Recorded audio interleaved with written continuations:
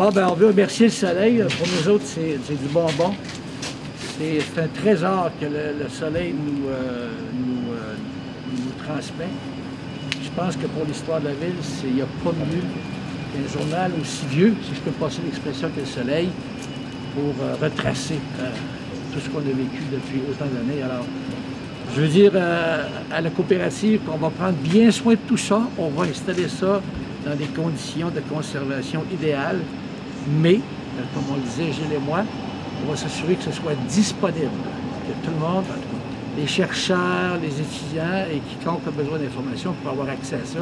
Nous, c'était essentiel que notre fonds photo, qui raconte des années d'histoire de la Ville de Québec, soit conservé, mais soit aussi mis en valeur. C'est une richesse, je pense, qui est importante collectivement. On est un témoin de l'histoire, puis on avait le goût que ces photos-là continuent d'être vues dans un univers qui est plus numérique.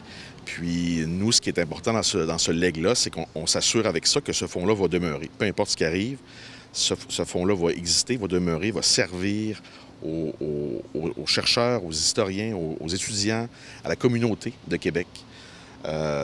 Ces photos-là qui ont été prises pour être vues vont continuer d'être vues et puis de raconter l'histoire de Québec. Donc, pour nous, c'est vraiment la pérennité de tout ça. C'est de faire en sorte que ces photos-là vont continuer d'être vues. Et c'est ça notre travail, dans le fond, au soleil. On parle de combien de photos? Je ne les ai pas comptées une par une, mais on dit que c'est plusieurs dizaines de milliers de photos. Il y a une estimation très, très sommaire qui a été faite à peut-être 500 000 documents. On parle de photos sur support papier, de diapositives.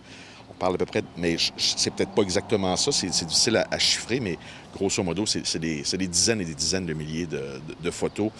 De la période 1900, des années 60 à la fin des années 90 principalement.